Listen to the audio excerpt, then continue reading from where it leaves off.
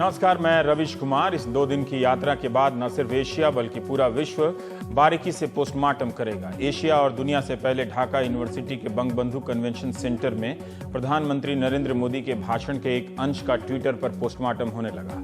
Twitter की दुनिया की हैशटैग सेना के कई रूप होते हैं। कई बार इसकी लगाम एक बनी बनाई सेना के पास होती है, पार्टी के पास होती है, तो कई बार ट्विटर पर मौजूद जनता का एक हिस्सा हैशटैग सेना में बदल जाता है और तारीफ या आलोचना में अपने जुमले को ट्रेंड करा देता है। ट्विटर की भाषा में इसे ट्रोल कहते हैं, हमेशा नहीं। प्रधानमंत्री ने अपने लंबे भाषण में किसी एक जगह कह दिया कि मुझे खुशी है इस बात की कि बांग्लादेश की प्रधानमंत्री महिला होने के बावजूद भी डंके की चोट पर कह रही हैं कि टेररिज्म के संबंध में मेरा जीरो टॉलरेंस है। मैं शेख हसीना जी का अभिनंदन करता हूं जो हिम्मत के साथ यह कह रही हैं कि टेररिज्म के साथ मेरा जीरो टॉलरेंस है। बस ट्विटर पर हैशटैग सेना बन गई और डिस्पाइट बीइंग अ वुमन नाम से हैशटैग चलने लगा। प्रधानमंत्री की आलोचना होने लगी, मजाक उड़ाया जाने लगा। इसके कुछ नमूने आपके सामने पेश करता हूं। एक मोहतरमा ने लिखा कि सुबह उठने और नाश्ता करने में वे सफल रही हैं डिस्पाइट बीइंग अ वुमन। औरत होने के बावजूद मैं इस देश में जिंदा हूं और सांस ले रही हूं, ये अपने आप में बड़ी उपलब्धि है डिस्पाइट बीइंग अ वुमन। प्रधानमंत्री क्या ये कहना चाहते हैं कि हम औरतें आतंकवाद को बर्दाश्त करती रहती हैं? Hashtag despite being a woman. प्रधानमंत्री ने कई जगह पर बांग्लादेश में महिलाओं की स्थिति की जमकर तारीफ भी की है। उन्होंने कहा कि पंछी, पवन, पानी को वीजा की जरूरत नहीं पड़ती है। उनके भीतर का कभी इस आधार पर कूटनीति के फॉर्मूले बदलने लगा तो फिर पाकिस्तान और चीन घर बैठे बैठे उत्साहित हो जाएंगे। यहां आपको समझना चाहिए कि उन्होंने कितनी चतुराई से तीस्ता पर उनके बयान का इंतजार कर रहे बांग्लादेश को सकारात्मक संदेश दे दिया और किनारा भी कर लिया खुद को। इसके अलावा उन्होंने कहा कि बांग्लादेश के साथ उनका एक इमोशनल अटैचमेंट है। बांग्लादेश की मान्यता के लिए जनसंघ ने जब सत्याग्रह चलाया तब उसमें भाग लेने का मौका मिला। यह नरेंद्र मोदी की पहली राजनीतिक गतिविधि थी। मोदी ने बांग्लादेश की आर्थिक और सामाजिक मानकों पर प्रगति की खूब तारीफ की। कहा कि बांग्लादेश की जीडीपी 6% की दर से आगे बढ़ रही है। यह भारत के लिए भी खुशी की बात है। अपने भाषण में प्रधानमंत्री ने बांग्लादेश के निर्माण में भारत की भूमिका का जिक्र किया तो बांग्लादेश का मान भी बढ़ाया। ढाका से उन्होंने इस्लामाबाद पर निशाना साधा।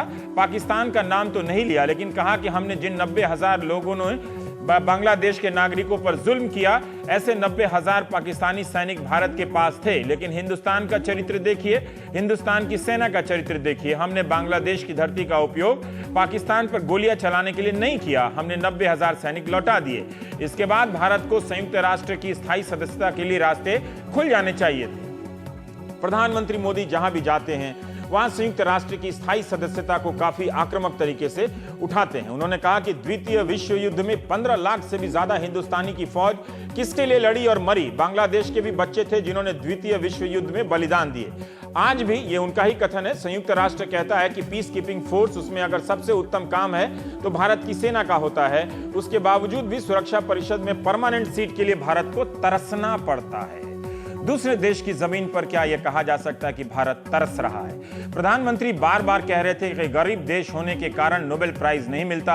अभी तक भारत या भारतीय मूल के 11 लोगों को नोबेल पुरस्कार मिल चुका है। इन दोनों देशों का राष्ट्रगान लिखने वाले रविंद्रनाथ टैगोर को 1913 में ही मिल गया था। बांग्लादेश के मोहम्मद यूनुस को ग्रामीण बैंक के मॉडल के कारण 2006 में नोबेल प्राइज मिला था और इसी साल भारत के कैलाश सत्यार्थी और पाकिस्तान की मलाला को संयुक्त रूप से शांति का नोबेल पुरस्कार मिला। दोनों ही गरीब माने जाते हैं। प्रधानमंत्री ने कहा कि कभी मन करता है कि नवाखली जाऊं जहां महात्मा गांधी क्या म्यूजियम बना हुआ है, बापू का आश्रम है, कभी नवाखली चला जाऊं। हिंदू मुस्लिम दंगे में जल रहे नवाखली में गांधी का जाना और वहां शांति कायम करना गांधी के प्रयोगों का शानदार लम्हा है। इतिहास अगर पढ़ेंगे तो नोआखली में ही अहिंसा का उनका सिद्धांत अपने चरम पर पहुंचता है। मोदी वहां जाने की इच्छा जाहिर कर किसी को तो संदेश दे ही रहे होंगे, मगर यह किसी को नजर नहीं आया। हर लिहाज से बांग्लादेश का दौरा कामयाब है। भूमि सीमा समझौता ऐतिहासिक तो है ही। अब बांग्लादेश और भारत के बीच मालवाहक जहाजों को 40 दिन का सफर नहीं करना होगा। 7 दिनों में ही भारत का जहाज चिटगांग और मंगला एयरपोर्ट पर पहुंच जाएगा, जिसे चीन ने विकसित किया है। बांग्लादेश काफी खुश है कि भारत को पड़ोसी के रूप में चीन और पाकिस्तान के अलावा हम भी नजर आ रहे हैं। बांग्लादेश के अखबारों में प्रधानमंत्री की खूब तारीफ हो रही है। भारत में कुछ लोगों ने कहा है कि भूमि सीमा विवाद की तुलना बर्लिन दीवार से कर उन्होंने अपने कमजोर इतिहास बोध का परिचय दिया है। इस संबंध में उनका एग्जैक्ट बयान इस प्रकार है। मैंने आज यहाँ एक अखबार में यहाँ कहा कि किसी एक राइटर ने लिखा था, मैं पूरा तो पढ़ नहीं पाया हूं लेकिन एक हेडलाइन पढ़ी, उन्होंने बांग्लादेश और भारत के जमीन के समझौते को बर्लिन की दीवार गिरने की घटना से तुलना की है। मैं कहता हूं उन्होंने बड़ी सोच के साथ रखा है ये बात। यही घटना दुनिया के किसी और भूभाग में होती तो विश्व में बड़ी चर्चा हो जाती, पता नहीं नोबेल प्राइज देने के रास्ते खोले जाते। हमें कोई नहीं पूछेगा क्योंकि हम गरीब हैं, क्योंकि हमें 11 भारतीयों को मिल चुका है नोबेल प्राइज। कांग्रेस नेता आनंद शर्मा ने कहा कि प्रधानमंत्री ने अपने भाषण में बांग्लादेश के निर्माण में इंदिरा गांधी का नाम तक नहीं लिया। नरेंद्र मोदी ने यह कहकर कि हमने छोड़ दिए, हमने फैसला कर दिया, भारत को शर्मसार किया है। प्रधानमंत्री जब वाजपेयी जी के लिए अवार्ड ग्रहण कर रहे थे तब भी उन्हें लज्जा नहीं आई। ये आनंद शर्मा के शब्द हैं कि मैं भारत के प्रधानमंत्री के रूप में आया हूं, इंदिरा जी भारत की प्रधानमंत्री थी, मैं उनका स्मरण करूं। आनंद शर्मा ने कहा कि लैंड बाउंड्री एक्ट 2011 में यूपीए लेकर आई थी लेकिन बीजेपी ने विरोध किया। इस बार भी यह समझौता नहीं होता अगर कांग्रेस ने सहयोग नहीं किया होता।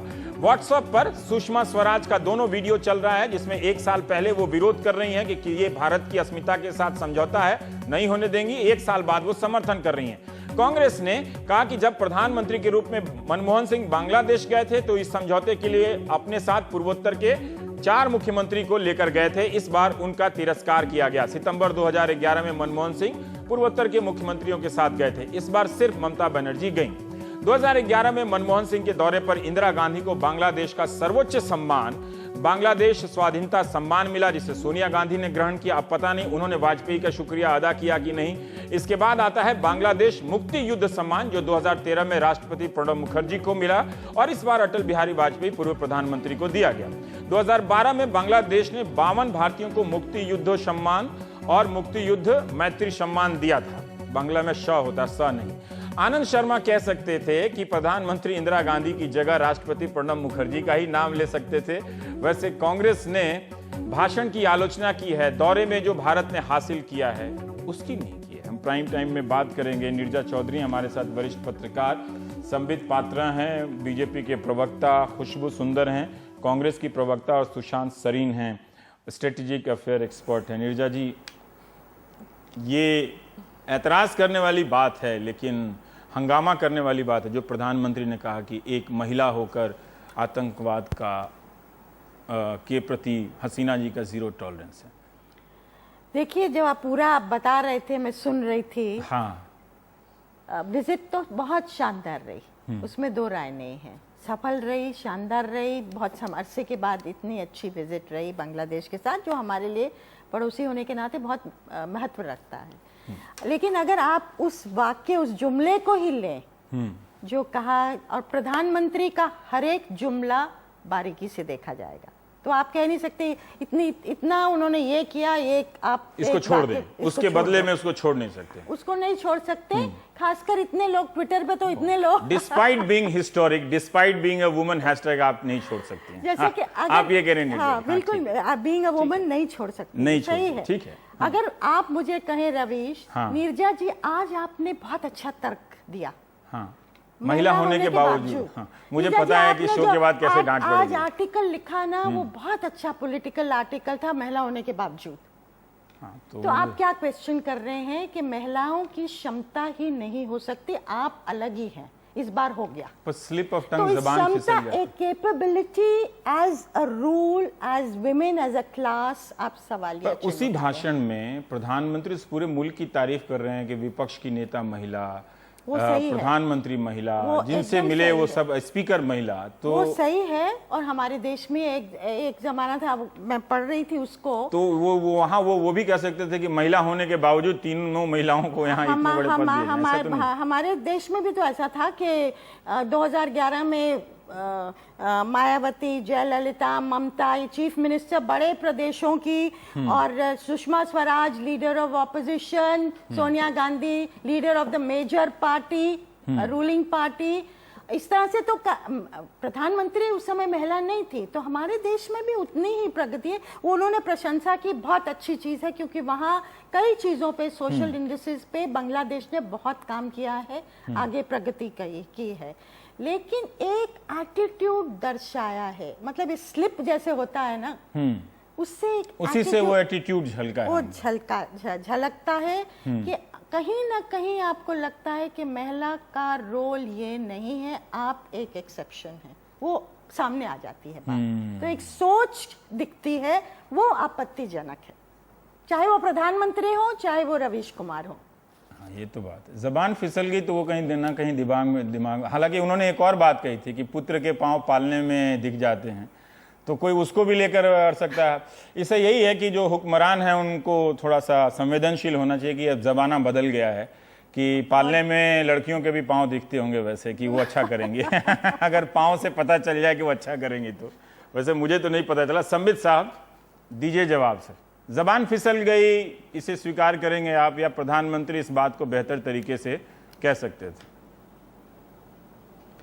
देखिए रवीश जी, ये डिबेट तो आधा घंटा पौना घंटा चलेगा। इसके एंड में मैं जीतूंगा या हारूंगा ये अलग बात है। मैं आपको हराना भी नहीं चाहता और आपको जीतने भी नहीं दूंगा। नहीं हार जीत से ऊपर उठ के बात करते हैं संबित भाई, कर लूं। हार जीत से ऊपर उठ के बात करते हैं। हाँ, मैं कंप्लीट करूं। बहुत अलग सा विषय में रख रहा हूं, आप सुन लीजिए पूरा। हाँ, मैं कह रहा था कि मैं हारूंगा या जीतूंगा ये महत्वपूर्ण भी नहीं है। हाँ। मगर महत्वपूर्ण यह है कि आज प्रधानमंत्री बांग्लादेश गए, इतनी बड़ी अचीवमेंट हुई और हम सब बैठ के प्रधानमंत्री के यात्रा पे आजकल डिस्कशन करते हैं। 10 वर्षों तक प्रधानमंत्री कहां जाते रहे, कोई एक डिस्कशन आज तक मुझे याद नहीं है किसी देश पे हमने किया हो।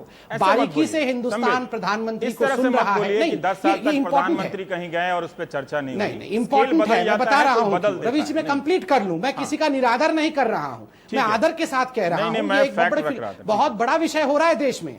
अब देखिए, प्रधानमंत्री जहां अब जिस देश में जा रहे हैं, बारीकी से उनके हर शब्द को सुना जा रहा है। कितनी बड़ी फैन फॉलोइंग है, चाहने वाले तो सुन ही रहे हैं, नहीं चाहने वाले भी बाध्य होकर सुन रहे हैं। अच्छा। मुझे लगता है ये पहली बार हिंदुस्तान के सामरिक इतिहास में ऐसा हो रहा है। वरना मैं भी आज 40 वर्ष का हूं, मैंने भी किसी प्रधानमंत्री को इतना नहीं सुना था। 35 वर्ष की आयु में मैं नहीं सुनता था। बढ़ गई है और जहां तक आपके स्पेसिफिक सवाल का जवाब है, मैं देता हूं। सवाल का जवाब दीजिए। राइट, मैं बता रहा हूं। मैंने कहा ना, मैं जीतूंगा हारूंगा पता नहीं, मगर प्रधानमंत्री जीत गए। अब मैं आपके स्पेसिफिक क्वेश्चन के ऊपर उत्तर देता हूं। आपने नहीं, मैं बता रहा हूं स्पेसिफिक क्वेश्चन का ध्यान रखिएगा महिलाओं के विषय में। देखिए सबसे बड़ी बात है कि प्रधानमंत्री ने एक जनरल परसेप्शन के बारे में बात की। आपने सही कहा, उन्होंने बांग्लादेश में पहला जो अपना वक्तव्य रखा उसमें कहा कि मैं बहुत खुश हूं कि बांग्लादेश आज महिलाओं के हाथ में है, चाहे वो शेख हसीना जी हो, चाहे पार्टी की ऑपोजिशन के लीडर हो, चाहे जिस यूनिवर्सिटी में वो बोल रहे थे उस यूनिवर्सिटी की वाइस चांसलर महोदया हो, सभी महिलाएं। और महिलाओं के मैनेजमेंट को देखिए कि बांग्लादेश आज आगे बढ़ता चला जा रहा है। उन्होंने जनरल परसेप्शन को ध्वस्त किया कि जनरल परसेप्शन होता है कि महिलाएं कमजोर होती हैं, वो नहीं मैनेज कर पाती हैं, मगर नहीं। आप देखिए किस प्रकार आतंकवाद के खिलाफ लड़ रही हैं शेख हसीना, किस प्रकार मेरा और शेख हसीना जी का जो लेवल ऑफ थिंकिंग है वो डेवलपमेंट का है और वो मैच करता है। किस तरह हम पास हैं, हम साथ हैं। उन्होंने जनरल परसेप्शन को ध्वस्त किया कि प्लीज जो जनरल परसेप्शन है, और वो जनरल परसेप्शन उन्होंने पूरे वेस्ट के देश के साथ भी कंपेयर किया कि आज जो पश्चिम के देश, जो पूर्व के देश को सिखाते हैं कि अरे महिलाओं को आगे बढ़ाना चाहिए, आज तक उनके देश में एक पीएम या राष्ट्रपति नहीं बन पाया जो महिला है, मगर हिंदुस्तान में साउथ ईस्ट के देशों में और ब्रिटेन में बना है, हमारे यहाँ ये हो पाया है। कितना बड़ा संदेश प्रधानमंत्री ने दिया है, और हम क्या कर रहे हैं यहाँ पे उसको डिसेक्शन करके। एक जनरल परसेप्शन को प्रधानमंत्री ने उसके कॉन्टेक्स्ट में प्रधानमंत्री ने ये बात कही है, और इस बात पे भी जोर देना एक हद से ज़्यादा। नीरजा जी कह रही हैं कि वो ठीक है, तमाम उपलब्धियां हैं, मगर इस बात पे जोर देना चाहिए। पर संबित कह रहे हैं कि प्रधानमंत्री ने इसलिए बात कही कि ऐसी धारणाएं हैं कि महिलाएं नहीं कर सकती हैं, इसलिए उन्होंने इस बात को रेखांकित किया कि एक महिला प्रधानमंत्री भी आतंकवाद के खिलाफ लड़ रही है। मैं पहले तो ये कहना चाहूंगी कि संबित जी, जब भी एक डिबेट होता है, आपसे कोई जब सवाल पूछा जाता है, आप हर दुनिया भर की बात कर लेते हैं, लेकिन वो सवाल का जवाब नहीं देते हैं। और आज फिर आपसे जो सवाल पूछा गया था उसका जवाब नहीं दिया, बाकी सब बातें आपने नहीं दिया उन्होंने। बात जहां तक इस नहीं पूरा तो जवाब नहीं दिया ना कि वो tongue slip of the tongue था, नहीं जो आपने किया वही संबित ने भी किया। मैं यहाँ देख रहा हूँ सबको। हाँ ठीक है। मैं तो अभी बोलना शुरू किया है मैंने।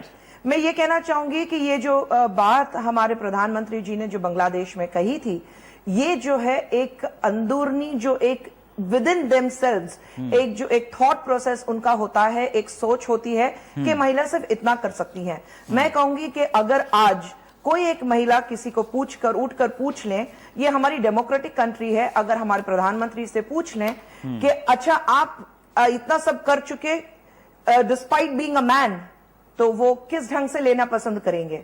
स्लिप ऑफ द टंग, यार इट्स अ डेमोक्रेटिक कंट्री कि हमें हर बात की एक छूट है, हम उस पर एक चर्चा कर सकते हैं। सेकेंडली, ये जो बात हम सुन रहे हैं प्रधानमंत्री जी की, ये पहली बार नहीं हुआ है। 2009 में उन्होंने सोनिया गांधी जी को जर्सी काउ कहा था। 2012 में उन्होंने कहा था कि औरतों के लिए, लड़कियों के लिए जब पैदा होती है तो एक पेड़ लगा लीजिए, ताकि जब वो बड़ी होगी तो आप 5 पेड़ बेच के उसकी शादी कर सकते हैं। अभी फिलहाल में अप्रैल में 2015 अप्रैल में उन्होंने एक भाषण देते हुए ये भी कहा था कि आप अचार बेचो और अचार बेच के कमाओ। गुजरात में ना मैं कंप्लीट कर लेती हूँ। सीरियल ऑफेंडर जो हैं, अभी की बात कर रही है, 2015 में उन्होंने कहा था कि आप अचार बेचो, अचार एक बोतल में डाल के बेचो, कमा सकते हैं, और वही अचार अगर एक औरत बेचे तो ज्यादा कमा सकते हैं। तो इस बात पे भी चर्चा हुई थी, हम चर्चा कर चुके हैं। हालांकि हमेशा की तरह की एक बात जो है उसको बड़ी क्षमता के साथ उसको मतलब नीचे दबाया दिया जाता है, और जहां तक बीजेपी का सवाल है, वो तो सवालों का जवाब कभी देते नहीं है। तो ये सीरियल ऑफेंडर है। और अभी जो हम देख रहे हैं पिछले 1 साल में मोदी जी की सरकार में जो हम देख रहे हैं, संबित जी, जब आप बात कर रहे थे मैंने बीच में बोला, संबित जी मैं जब आप बोल रहे थे, नहीं मैं संबित से कहूंगी कि संबित जब आप बात कर रहे थे, मैं गुस्सा कहीं नहीं रही हूं, मैं संबित से कह रही हूं जब वो बात कर रहे थे मैंने बीच में बिल्कुल नहीं बोला। मैं बात करना चाहता हूं, आपने पर्याप्त उदाहरण मैं बिल्कुल इस बयान के साल में उनकी सरकार ने क्या किया, मैं इस पर चर्चा नहीं। मैंने तो पहले ही बता दिया आपको, एक जो इंसान की सोच है वो झलकती है इसमें। मैं तो पहले ही जवाब दे चुकी हूँ कि ये जो एक सोच है इंसान की औरत के प्रति एक जो सोच है। आनंद शर्मा ने आज प्रेस कॉन्फ्रेंस किया, तो उनकी आपत्ति जो भाषण में कहा है उसी बात को लेकर है, या कांग्रेस का कोई रिस्पॉन्स भी है इस बात पे, कोई प्रतिक्रिया है कि बांग्लादेश में जो हासिल किया गया उस पर कांग्रेस क्या सोचती है? 2011 में हम कर सकते थे, लेकिन अपोजिशन किसका था? अभी आप ही नहीं, इस डिबेट के शुरुआत में आपने कहा कि 1 साल पहले सुषमा स्वराज जी इसके बिल्कुल खिलाफ थी, और आज उसको बहुत ही अच्छी तरह से उसको वेलकम कर रही हैं। तो ये यूटर्न किसका है? सुशांत, हम ये जानना चाहते हैं कि आनंद शर्मा ने एक बात कही। नहीं, आप जब अलग दूर रहते हैं तो आप जब अपोजिशन में रहते हैं तो उसके खिलाफ रहते हैं, जब आप कोई काम करते हैं तो उसी को आप बोलते हैं कि हाँ बिल्कुल सही काम किया है। ये तो 2011 में हो जाता। समित भाई 1 सेकंड रुक जाइए, मैं आ रहा हूं। ठीक है सुशांत, मुझे आपसे एक बात जाननी है कि आनंद शर्मा जब ये बात कह रहे थे, उन्होंने लंबा प्रेस कॉन्फ्रेंस किया और कहा कि अचानक नरेंद्र मोदी एक इतिहास लिखने का प्रयास कर रहे थे, कि पूरे भाषण से ऐसा लग रहा था कि वाजपेयी जी ही मुक्ति संग्राम को समर्थन दे रहे थे, या जनसंघ सत्याग्रह कर रहा था जिसमें नरेंद्र मोदी एक युवक के तौर पर पहली बार राजनीतिक प्रशिक्षण हासिल कर रहे थे। क्या प्रधानमंत्री को इंदिरा गांधी का जिक्र करना चाहिए था तो हिसाब बराबर हो जाता? मुझे नहीं मालूम कि इससे पहले कांग्रेस जब वहां पर गई, मनमोहन सिंह, तो उन्होंने कभी अपने विपक्ष का, क्योंकि एक सहमति तो थी ही बांग्लादेश के निर्माण को लेकर इंदिरा गांधी के अलावा विपक्ष की भी, उसका कोई उन्होंने जिक्र किया है या नहीं किया? देखिए रवीश, ये मेरे ख्याल ये एक लिहाज से एक जो राजनीतिक उठापटक है, ये उसी का एक हिस्सा है। अगर मोदी जी इस इंदिरा गांधी का नाम ले लेते तो क्या जो कांग्रेस वाले हैं वो डग हो जाते और उनकी सराहना करते? शायद तब भी वो कोई ना कोई आलोचना करते। मेरे ख्याल ये एक राजनीति का अपना एक पहलू है। प्रॉब्लम हमारी ये है कि जो और इसमें फ्रैंकली स्पीकिंग मैं तो पहले भी ये अर्ज कर चुका हूं कि कांग्रेस पार्टी को पूरा श्रेय जाता है कि जब मोदी जी इस एग्रीमेंट को पास करवा रहे थे तो वही एग्रीमेंट जिसको भारतीय जनता पार्टी ने ऑब्स्ट्रक्ट किया था उसको कांग्रेस ने ऑब्स्ट्रक्ट नहीं किया, और मेरे ख्याल ये एक बहुत मैच्योरिटी दिखाई कांग्रेस पार्टी ने, और उसकी सराहना सभी लोग कर रहे हैं। अब उसके ऊपर फिर आप जब इस तरह की आलोचना और बाल की खाल, देखिए एक तो ये सोशल मीडिया के करके बाल की ख्याल निकालने में हम लोग से ज्यादा मेरे ख्याल बड़ा वर्ल्ड चैंपियन कोई नहीं है 2013 में। हाँ नहीं बिल्कुल, प्रधानमंत्री इस तरह के बयान को एक कूटनीतिक विशेषज्ञ के तौर पर आप कैसे देखते हैं कि अगर किसी देश में जाके बोलें कि भारत तरस रहा है स्थायी सदस्यता के लिए, या गरीब देश है इसलिए नोबेल प्राइज नहीं मिलता है यहाँ के देश के लोगों को? मिला तो है इतना सारा नोबेल प्राइज। नहीं देखिए, मेरे ख्याल क्या इसकी समीक्षा नहीं की जाए कि वो अपने तो भाषण में एक क्या हाइपरबोल बोलते होता है। हैं? जी, देखिए कुछ हद तक तो ये एक हाइपरबोल होता है, उसमें कोई शक नहीं है, और शायद जो शब्दों का चुनाव है वो थोड़ा और बेहतर हो तो बेहतर रहेगा सभी के लिए।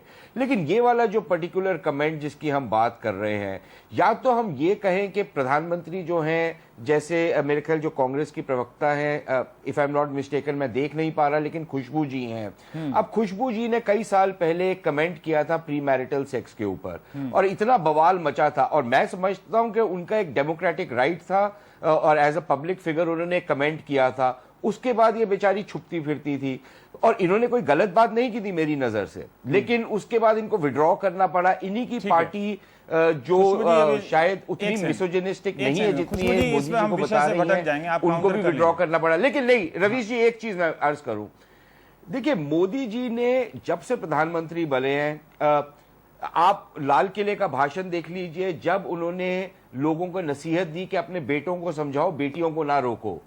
मेरे ख्याल आप उनको अगर मिसोजिनिस्टिक का लेबल दे रहे हैं, वो मेरे ख्याल एक ज्यादती होगी।